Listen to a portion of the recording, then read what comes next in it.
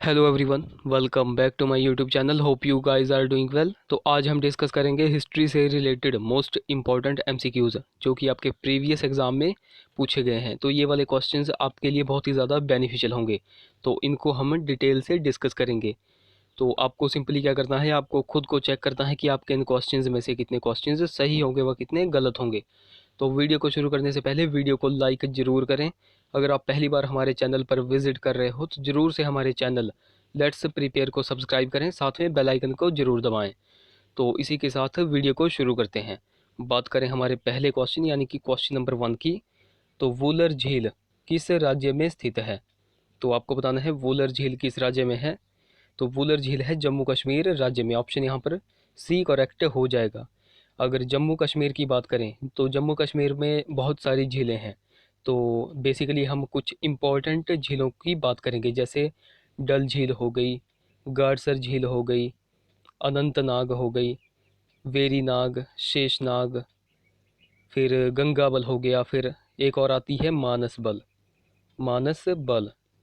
तो इन झीलों को आपको नोट रखना है। अगर बात करें उड़ीसा की, तो उड़ीसा में एक बहुत ही ज़्यादा फेमस झील है। उसका क्या नाम है, तो उसका नाम है चिल्का झील। चिल्का झील। तो ये जो है वो एक लैगून झील है, यानी कि भारत की सबसे बड़ी खारे पानी की झील है चिल्का झील, जो कि ओडिशा राज्य में है। तो इस पॉइंट को भी आपको नोट रखना है। अगले क्वेश्चन की बात करें, क्वेश्चन नंबर हमारा 2 है, तुगलकनामा किसने लिखा था। तो तुगलकनामा किसने लिखा था, तो ये लिखा था, ऑप्शन सी करेक्ट हो जाएगा, अमीर खुसरो ने। तो अमीर खुसरो की बात करें तो अमीर खुसरो को तूतिए हिंद तूतिए हिंद भी कहा जाता है। और इन्होंने ही इन्हीं को जो है वो सितार और तबले का आविष्कारकर्ता माना जाता है। सितार और तबले का। तो इन पॉइंट्स को आपको नोट रखना है। अगर बात कर ली जाए चंद बरदाई की, तो चंद बरदाई जो है वो पृथ्वीराज तृतीय, जिनको हम पृथ्वीराज चौहान भी कहते हैं, तो पृथ्वीराज तृतीय के दरबार में रहते थे चंद बरदाई। तो इन्होंने ही पृथ्वीराज रासों की रचना की है। पृथ्वीराज रासों की रचना की है, जिसमें जिस इसी बुक में उन्होंने अग्निकुंड से उत्पत्ति का सिद्धांत भी बताया था चंद बरदाई ने। और अगर बात कर ली जाए फिरदौसी की, तो फिरदौसी किसके दरबार में रहते थे, तो ये रहते थे महमूद गजनवी के दरबार में। महमूद गजनी के दरबार में। तो इन्होंने जो है वो फिरदौसी ने शाहनामा की रचना की है। शाहनामा पुस्तक की रचना की है फिरदौसी ने। तो शाहनामा पुस्तक को अफगानिस्तान के महाभारत के रूप में भी जाना जाता है। तो इन पॉइंट्स को आपको नोट रखना है। अगले क्वेश्चन की बात करें, क्वेश्चन नंबर हमारा 3 है, प्रयागराज का प्रसिद्ध धार्मिक स्थल किस राज्य में स्थित है। तो प्रयागराज का प्रसिद्ध धार्मिक स्थल जो है वो किस राज्य में है, तो ये है यूपी में, उत्तर प्रदेश। ऑप्शन यहाँ पर बी करेक्ट हो जाएगा। तो अगर बात कर लें मध्य प्रदेश की, तो मध्य प्रदेश में एक बहुत ही फेमस मंदिर है, उसका क्या नाम है, तो उसका नाम है खजुराहो। खजुराहो का मंदिर। तो ये जो है वो मध्य प्रदेश में है। अगर यूपी की ही बात कर ली जाए, तो यूपी में एक तो हो गया प्रयागराज का प्रसिद्ध धार्मिक मंदिर, प्रयागराज का मंदिर। और एक हो जाएगा गोरखानाथ का मंदिर। और अगर बात कर ली जाए उत्तराखंड की, तो उत्तराखंड में एक प्रसिद्ध मंदिर है, तो उसका नाम है महासू देवता मंदिर। महासू देवता मंदिर। और एक और जैसे केदारनाथ हो गया, फिर बद्रीनाथ भी हो गया, तो ये भी जो है वो उत्तराखंड में स्थित है। अगर हरियाणा की बात करें, तो हरियाणा में एक प्रसिद्ध मंदिर है, उसका नाम है माता मनसा देवी का मंदिर। माता मनसा देवी का मंदिर। तो इन पॉइंट्स को आपको नोट रखना है। बात करें हमारे अगले क्वेश्चन की, क्वेश्चन नंबर 4 है, शिमला समझौता कब हुआ था। तो शिमला समझौता के बारे में आपको कुछ पॉइंट्स जो है वो नोट रखने हैं। जैसे शिमला समझौता क्यों हुआ था, तो 1971 में भारत पाकिस्तान का युद्ध हुआ था। तो इस युद्ध के बाद पाकिस्तान के 90,000 से ज़्यादा सैनिकों ने आत्मसमर्पण कर दिया था भारत के सामने। तो 1971 भारत पाकिस्तान के युद्ध के बाद ही एक संधि पर हस्ताक्षर हुए, जिसको शिमला समझौता कहा गया।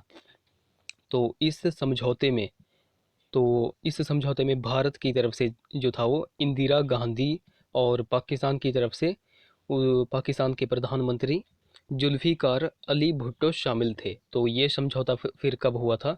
तो 1971 में भारत पाकिस्तान का युद्ध हुआ और 1972 में यह शिमला समझौता हुआ था। तो अगर आपसे पूरी डेट पूछ ली जाए कि शिमला समझौता 1972 में कब हुआ था, तो ये हुआ था 2 जुलाई 1972 को। तो इन पॉइंट्स को आपको नोट रखना है। अगले क्वेश्चन की बात करें, क्वेश्चन नंबर हमारा 5 है, सुरक्षा परिषद में कुल कितने सदस्य हैं? सुरक्षा परिषद में कुल कितने सदस्य होते हैं? तो ये होते हैं ऑप्शन डी 15। तो आपको यहाँ पर बिल्कुल डीप में क्वेश्चन को पढ़ना है। यहाँ पर कुल कितने सदस्य पूछा गया है, ना कि ऐसा पूछा गया है कि स्थायी सदस्य कितने हैं और अस्थायी सदस्य कितने होते हैं। तो यहाँ पर कुल सदस्य पूछा गया था, इसलिए 15 राइट ऑप्शन हो जाएगा। तो अगर आपसे पूछ लिया जाता सुरक्षा परिषद में स्थायी सदस्य कितने हैं सुरक्षा परिषद में, तो ये हो जाएंगे 5। और अगर आपसे पूछ लिया जाता सुरक्षा परिषद में अस्थायी सदस्यों की संख्या कितनी है, तो ये हो जाएगी 10। तो दोनों को मिला के हो गया 15। तो यहाँ पर ऑप्शन डी करेक्ट होगा। अगर आपसे पूछ लिया जाता कि सुरक्षा परिषद में कुल स्थायी सदस्यों की संख्या है 5, तो आपसे अगर नाम पूछ लिए जाते तो उनके नाम हैं अमेरिका, रूस, फ्रांस, ब्रिटेन और चीन। तो इन पॉइंट्स को आपको नोट रखना है। बाकी सुरक्षा परिषद की स्थापना कब हुई थी, तो ये 1945 में हुई थी। इस पॉइंट को भी आपको नोट रखना है। सेकेंड वर्ल्ड वॉर के बाद जो है वो सुरक्षा परिषद की स्थापना की गई थी। अगले क्वेश्चन की बात करें, क्वेश्चन नंबर हमारा 6 है, निम्नलिखित में से कौन सी नदी भ्रंश घाटी से होकर बहती है? तो कौन सी नदी भ्रंश घाटी से होकर बहती है, तो ये बहती है तापी नदी। ऑप्शन डी यहाँ पर करेक्ट हो जाएगा। तो बेसिकली दो नदियाँ जो है वो भारत में अपनी भ्रंश घाटियों से होकर बहती हैं। कौन कौन सी हैं, तो एक तो हो गई तापी और एक हो जाएगी नर्मदा नदी। तो इन पॉइंट्स को आपको नोट रखना है। अगले क्वेश्चन की बात करें, क्वेश्चन नंबर हमारा 7 है, दिल्ली की जगह देवगिरी को किस शासक ने अपनी राजधानी घोषित किया था? तो दिल्ली की जगह देवगिरी को किस शासक ने राजधानी घोषित किया, तो ये था मोहम्मद बिन तुगलक। ऑप्शन बी करेक्ट हो जाएगा। तो अगर मोहम्मद बिन तुगलक की बात करें, तो मोहम्मद बिन तुगलक को ही क्या कहा जाता है, तो इसी को बुद्धिमान बुद्धिमान मूर्ख शासक बुद्धिमान मूर्ख शासक भी कहा जाता है। ये वाला जो है वो एग्जाम में आता है क्वेश्चन कि किस राजा को बुद्धिमान मूर्ख शासक कहा जाता था, तो ये कहा जाता है मोहम्मद बिन तुगलक को। तो अगर मोहम्मद बिन तुगलक की और बात करें, तो इसी को पागल, रक्त पिशाच, स्वप्नशील आदि कहकर भी संबोधित किया जाता है। तो इस मोहम्मद बिन तुगलक से जो है वो एक और क्वेश्चन बनकर निकल के आता है कि मोहम्मद बिन तुगलक के शासनकाल में कौन सा विदेशी यात्री आया था? तो ये आया था मोरक्को का यात्री, कौन? Ibn Battuta. Ibn Battuta. तो इब्न बतूता इसी के शासनकाल में भारत आया था और इसी मोहम्मद बिन तुगलक ने इस इब्न बतूता को दिल्ली का काजी भी नियुक्त किया था। तो इब्न बतूता की एक पुस्तक है रेहला रेहला रेहला। तो इसकी इस पुस्तक में जो है वो मोहम्मद बिन तुगलक की बातों का भी जिक्र हुआ है। तो इन पॉइंट्स को आपको नोट रखना है। अगर बात करें अगले क्वेश्चन की, क्वेश्चन नंबर हमारा 8 है। तो क्वेश्चन नंबर हमारा 8 है, सेरीकल्चर। सेरीकल्चर का क्या अर्थ है? तो सेरीकल्चर का अर्थ है व्यावसायिक रेशम कीट पालन। ऑप्शन डी यहाँ पर करेक्ट हो जाएगा। अगर आपसे पूछ लिया जाए फलों और सब्जियों को उगाना किस कल्चर के अंडर आता है, तो ये आता है हॉर्टिकल्चर के अंडर। हॉर्टिकल्चर के अंडर। और अगर आपसे पूछ लिया जाए मछली प्रजनन किस कल्चर के अंडर आता है, तो ये आता है पीसी कल्चर के अंडर। PC culture. तो इन पॉइंट्स को आपको नोट रखना है। अगले क्वेश्चन की बात करें, क्वेश्चन नंबर हमारा 9 है, सिलिकॉन घाटी कहाँ पर स्थित है? तो यहाँ पर सिलिकॉन घाटी कहाँ पर स्थित है ऐसा पूछा है, ना कि ऐसा पूछा है कि भारत की सिलिकॉन घाटी कहाँ पर स्थित है। तो यहाँ पर पूछा है सिलिकॉन घाटी कहाँ पर स्थित है, तो ये हो जाएगा कैलिफोर्निया। Option C correct. और अगर आपसे पूछ लिया जाता भारत की सिलिकॉन वैली कहाँ पर स्थित है, तो भारत की हो जाएगी बेंगलुरु में। ऑप्शन ए यहाँ पर फिर करेक्ट होता। तो बेसिकली यहाँ पर ऑप्शन सी करेक्ट होगा, कैलिफोर्निया।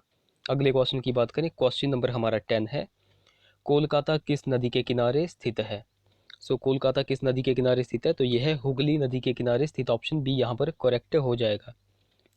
तो अगर कुछ फेमस शहरों की बात करें जो कि नदियों के किनारे हैं, तो जैसे आगरा की बात करें तो आगरा जो है वो किस नदी के किनारे है, तो आगरा है यमुना नदी के किनारे। अगर अयोध्या की बात करें तो अयोध्या जो है वो सरयू नदी के किनारे स्थित है, सरयू नदी के किनारे स्थित है। अगर बात करें हैदराबाद की, हैदराबाद जो है वो मूसी नदी के किनारे स्थित है। तो ये वाले क्वेश्चंस एग्जाम में पूछे गए हैं, मैं आपको तभी बता रहा हूँ। तो अगर बात कर ली जाए लखनऊ और जौनपुर की, तो लखनऊ और जौनपुर जो है वो गोमती नदी के किनारे स्थित है। और पटना के बारे में बहुत पूछा जाता है कि पटना जो है वो किस नदी के किनारे स्थित है, तो पटना है गंगा नदी के किनारे स्थित है। और सूरत की बात करें, गुजरात में सूरत, तो सूरत जो है वो तापी नदी के किनारे स्थित है। और अगर मथुरा की बात कर ली जाए, मथुरा, तो मथुरा की बात कर ली जाए तो यह है यमुना नदी के किनारे स्थित। स्टूडेंट्स यहाँ पर मथुरा को जो है वो गंगा नदी के किनारे स्थित मानते हैं। मथुरा जो है वो यमुना नदी के किनारे स्थित है। ऑप्शन यहाँ, तो बेसिकली क्वेश्चन नंबर 10 का राइट ऑप्शन ऑप्शन यहाँ पर बी करेक्ट होगा, हुगली, कोलकाता हुगली नदी के। अगले क्वेश्चन की बात करें, क्वेश्चन नंबर 11, प्रथम विश्व युद्ध शुरू कब हुआ था, तो प्रथम विश्व युद्ध कब शुरू हुआ था, तो ये हुआ था, ऑप्शन सी करेक्ट होगा, 1914। और अगर आपसे पूरी डेट पूछ ली जाए कि प्रथम विश्व युद्ध कब शुरू हुआ था और कब ख़त्म हुआ था, तो शुरू हुआ था 28 जुलाई 1914 को। और ख़त्म कब हुआ था, तो ये हुआ था 11 नवंबर 1918 को जा कर के यह ख़त्म हुआ था। तो इस पॉइंट को आपको नोट रखना है। अगले क्वेश्चन की बात करें, क्वेश्चन नंबर हमारा 12 है, सती प्रथा पर रोक किस वर्ष में लगाई गई थी, तो सती प्रथा पर रोक जो है वो कब लगाई गई, 1829, ऑप्शन सी करेक्ट हो जाएगा। तो इस क्वेश्चन से एक और क्वेश्चन बनता है कि रोक किसने लगाई थी, तो ये लगाई थी लॉर्ड विलियम बेंटिक ने, लॉर्ड विलियम बेंटिक ने। और किस नियम के तहत यह रोक लगाई थी, तो नियम 17 के द्वारा जो है वो विलियम विलियम बेंटिक ने सती प्रथा पर 1829 में रोक लगाई थी। तो इस पॉइंट को आपको नोट रखना है। अगले क्वेश्चन की बात करें, क्वेश्चन नंबर हमारा 13 है, चौरी चौरा की घटना के बाद गांधी जी ने किस आंदोलन को समाप्त कर दिया था, तो किस आंदोलन को समाप्त कर दिया था, तो ये कर दिया था ऑप्शन डी, असहयोग आंदोलन को। तो असहयोग आंदोलन की बात करें तो ये कब शुरू हुआ था, तो ये हुआ था 1 अगस्त 1920 को शुरू हुआ था। तो चौरा चौरी की घटना की बात करें तो चौरा चौरी की घटना कब हुई थी, तो ये हुई थी 5 फरवरी 1922 को। जो है वो चौरा चौरी की घटना कहाँ पर हुई, गोरखपुर के चौरा चौरी स्थान पर। तो इसी घटना के बाद 11 फरवरी को 11 फरवरी को जो है वो गांधी जी ने असहयोग आंदोलन को फिर वापस ले लिया था। तो इन पॉइंट्स को आपको नोट रखना है। अगले क्वेश्चन की बात करें तो हमारा अगला क्वेश्चन है क्वेश्चन नंबर 51, आप स्क्रीन पर देख सकते हो, पानीपत की तीसरी लड़ाई कब हुई थी, तो पानीपत की तीसरी लड़ाई हुई थी, ऑप्शन यहाँ पर बी करेक्ट होगा, 1761 में। और अगर आपसे पूरी डेट पूछ ली जाए तो 14 जनवरी 1761 को जो है वो पानीपत की तीसरी लड़ाई हुई थी। और ये किन के बीच हुई थी, तो ये हुई थी अहमद शाह अब्दाली और मराठों के बीच में। अगर आपसे पूछ लिया जाए पानीपत की पहली लड़ाई कब हुई थी, तो पानीपत की पहली लड़ाई हुई थी 21 अप्रैल 1526 यानी कि 1526 को। और ये किन के बीच हुई थी, तो ये हुई थी बाबर और इब्राहिम लोदी के बीच में।